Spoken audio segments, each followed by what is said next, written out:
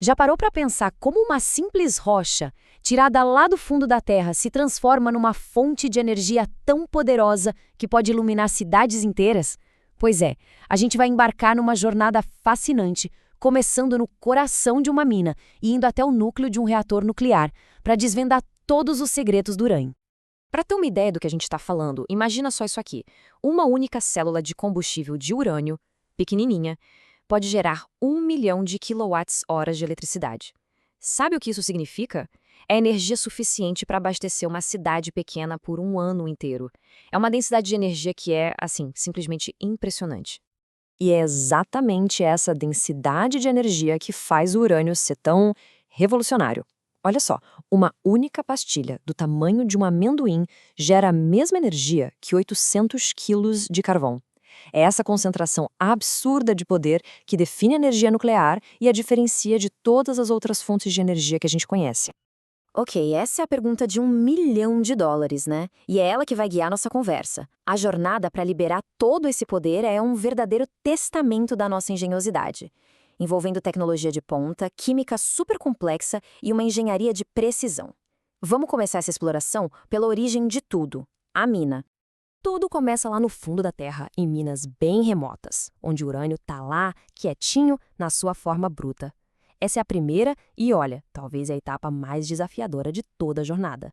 É um verdadeiro teste de engenharia e, claro, de muita perseverança.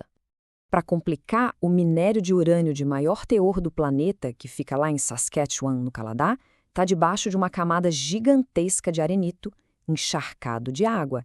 E aí surge um desafio de engenharia, assim, monumental. Como é que se extrai o minério sem inundar a mina inteira? A solução para isso é uma verdadeira obra de arte da engenharia moderna. Primeiro, eles congelam o solo ao redor do depósito de minério, criando uma parede de gelo gigantesca para segurar a água. Genial, né? Depois, perfuratrizes são operadas remotamente para extrair o minério com total segurança. Esse minério é quebrado, moído até virar uma polpa e aí bombeado para a superfície.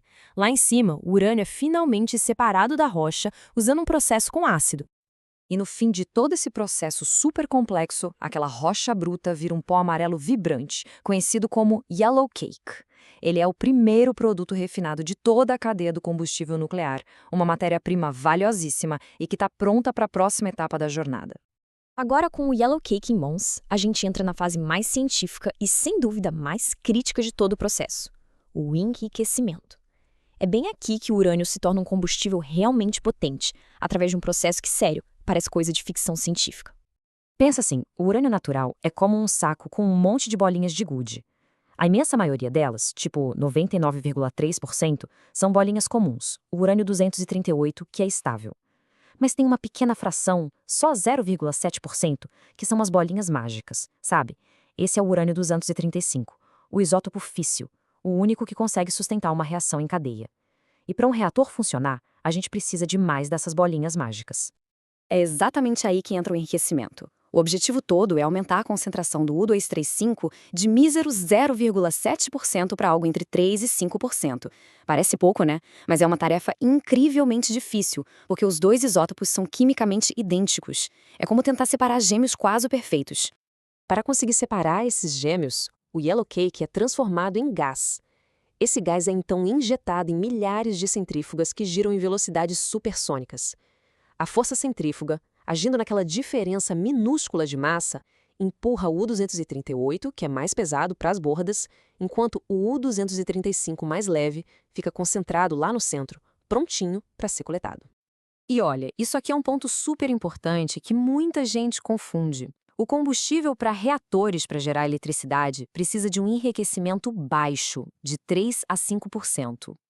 Já o urânio para fins militares, para armas, exige um enriquecimento de mais de 90%. São dois mundos completamente diferentes, com tecnologias e propósitos que não têm nada a ver um com o outro. Beleza? Com o urânio finalmente enriquecido, o próximo passo é transformar ele de volta em um sólido e, literalmente, forjar as peças que vão alimentar o coração do reator. Aquele gás enriquecido é convertido num pó preto, o dióxido de urânio. Esse pó é então prensado com uma força esmagadora, formando pequenas pastilhas. Em seguida, essas pastilhas são cozidas num forno com temperatura altíssima, num processo chamado sinterização, que as deixa super densas e resistentes. E, finalmente, elas são empilhadas dentro de varetas bem longas feitas de zircônio. E aqui a gente volta para aquela comparação que é de cair o queixo, né? Agora com o produto final na mão. Cada uma dessas pequenas pastilhas de cerâmica recém-fabricadas guarda dentro de si uma energia latente capaz de iluminar uma casa por meses a fio. Várias dessas varetas de combustível são então agrupadas numa estrutura super precisa, formando o que a gente chama de feixe de combustível. E esse feixe não é só um recipiente, não. É uma peça de engenharia de altíssima precisão, toda projetada para otimizar a reação nuclear e, claro, garantir a máxima segurança. E assim, a gente finalmente chega ao destino final da nossa jornada. A rocha, que viajou lá das profundezas da Terra, passou por processos de altíssima tecnologia e agora está pronta para liberar toda a sua energia no coração pulsante do reator. Tenta imaginar um lugar de uma escala e de um poder imenso. O núcleo de um reator é tipo uma colmeia de tecnologia, com centenas de tubos, cada um com vários feixes de combustível, somando quase 6.000 varetas, todas trabalhando em perfeita harmonia para alimentar a reação em cadeia. O princípio por trás de tudo isso é até que simples, mas a execução é de uma complexidade enorme. A fissão dos átomos de urânio 235 libera uma quantidade colossal de calor. Esse calor ferve a água, criando vapor sob alta pressão. O vapor, como se fosse uma chaleira gigante, gira uma turbina, e a turbina aciona um gerador que produz eletricidade. É a física do século XX, numa máquina a vapor do século XXI, movida pela força do átomo. E o resultado? Cerca de 750 megawatts de eletricidade. Energia limpa, constante, confiável, o suficiente para abastecer 500 mil de casas 24 horas por dia, 7 dias por semana, e o melhor, sem emitir gases de efeito estufa.